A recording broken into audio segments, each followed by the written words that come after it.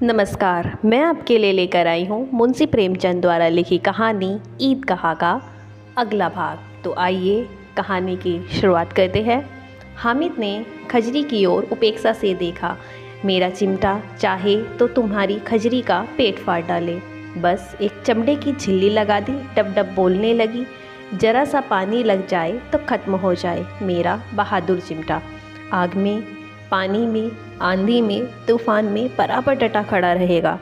चिमटे ने सभी को मोहित कर लिया। अब पैसे किसके पास धरे हैं। फिर मेले से दूर निकल आए हैं। 9 कब के बज गए। धूप तेज हो रही है। घर पहुंचने की जल्दी हो रही है। बाप से जिद भी करे तो चिमटा नहीं मिल सकता। हामिद है बड़ा चालाक, इसलिए बदमाश ने अपने पैसे बचा रखे थे। अब बालकों के 2 दल हो गए हैं। मोहसिन, महमूद, समी और नूरे एक तरफ है। हामिद अकेला दूसरी तरफ। शास्त्र हो रहा है। समी तो विधर्मी हो गया, दूसरे पक्ष से जा मिला। लेकिन मोहसिन, महमूद और नूरे भी हामिद से एक एक 2-2 साल बड़े होने पर हामिद के आघातों से आतंकित हो उठे हैं। उसके पास न्याय का बल और नीति की शक्ति है।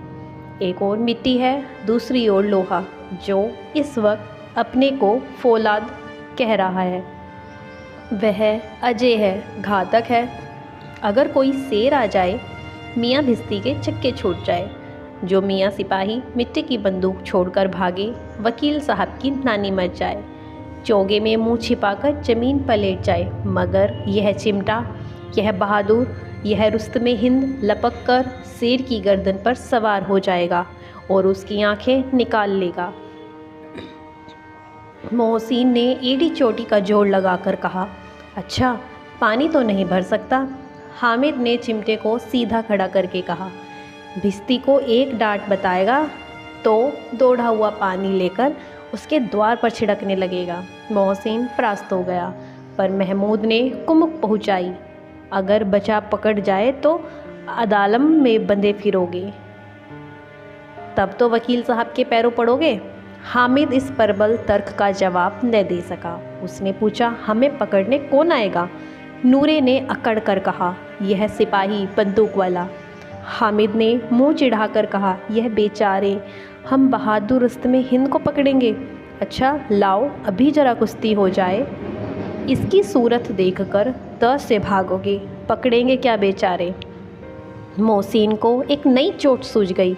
तुम्हारे चिमटे का मुंह रोज आग में जलेगा। उसने समझा था कि हामिद लाजवाब हो जाएगा, लेकिन यह बात न हुई। हामिद ने तुरंत जवाब दिया, आग में बहादुर ही कूदते हैं जनाब। तुम्हारे यह वकील, सिपाही और भिस्ती लेडियों की तरह घर में घुस जाएंगे। आग में वह काम है जो यह रुस्तमे हिंद ही कर सकता है।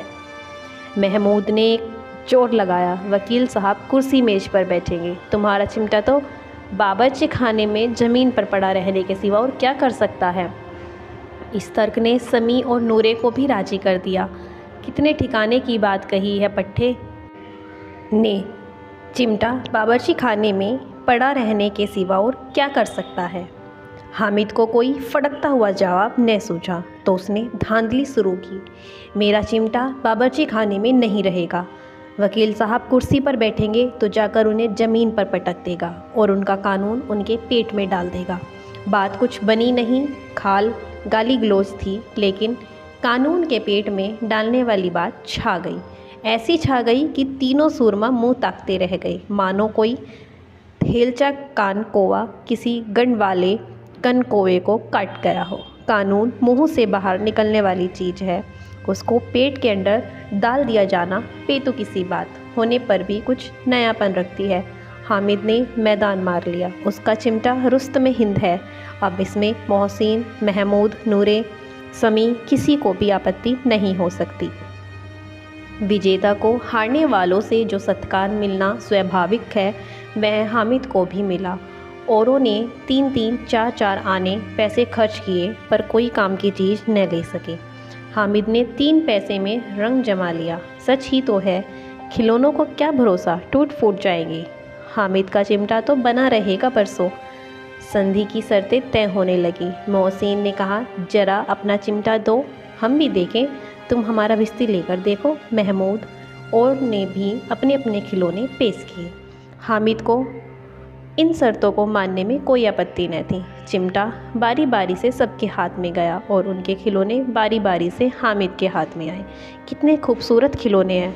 हामिद ने हारने वालों के आस पहुँचे। मैं तुम्हें चिढ़ा रहा था, सच। यह चिमटा भला इन खिलौनों की क्या बराबर करेगा, मालूम होता है। अब बोले, लेकिन मोहसिन की पार्टी को इस दिलासे से संतोष नहीं होता। चिमटे का सिक्का खूब बैठ गया है, चिपका हुआ। टिकट अब पानी से नहीं छूट रहा है। मोहसिन, लेकिन इन खिलौनों के लिए कोई हमें दुआ तो ना देगा? महमूद, दुआ को लिए फिरते हो, उल्टे मार न पड़े। अम्मा जरूर कहेगी कि मेले में यही मिट्टी के खिलौने मिले। हामिद को स्वीकार करना पड़ा कि खिलौनों को देखकर किसी की माँ इतनी खुश न होगी जितनी दादी चिमटे को देखकर होंगी। 3 पैसे ही में तो उसे सब कुछ करना था और उन पैसों के इस उपायों पर पछतावे की बिल्कुल ज़रूरत न थी। फिर अब तो चिमटा रुस्तम हिंद है और सभी खिलौनों का बादशाह। रास्ते में महमूद को भूख लगी। उसके बाप ने केले खाने को दिए। महमूद ने केवल हामिद को साजी बनाया। उसके अन्य मित्र मुँह ताकते रह गए। यह उस चिमटे का प्रसाद था। 11 बजे गांव में हलचल मच गई। मेले वाले आ गए। मोहसिन की छोटी बहन दौड़कर भिस्ती उसके हाथ से छीन लिया और मारे खुशी के जा उछली तो मियाँ भिस्ती नीचे आ रहे हैं और सुरलोक सिधारे। इस पर भाई बहन में मारपीट हुई। दोनों खूब रोए। उसकी अम्मा यह शोर सुनकर बिगड़ी और दोनों को ऊपर से 2-2 चांटे और लगाए। मियाँ नूरे के वकील का अंत उनके प्रतिष्ठानुकूल इससे ज़्यादा गौरवमय हुआ। वकील जमीन पर या ताक पर हो नहीं बैठ सकता, उसकी मर्यादा का विचार तो करना ही होगा। दीवार में खूंटियाँ गड़ी गई, उन पर लकड़ी का एक पटरा रखा गया। पटरे पर कागज का कालीन बिछाया गया। वकील साहब राजा भोज की भांति सिंहासन पर विराजे। नूरे ने उन्हें पंखा झलना शुरू किया।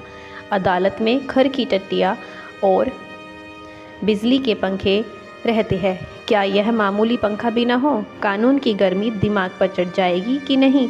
बांस का पंखा आया और नूरे हवा करने लगी। मालूम नहीं पंखे की हवा से या पंखे की चोट से वकील साहब स्वर्गलोक से मृत्युलोक में आ रहे हैं और उनका माटी का चोला माटी में मिल गया। फिर बड़े ज़ोर शोर से मातम हुआ और वकील साहब की अस्थियाँ घूरे में डाल दी गई। अब रहा महमूद का सिपाही।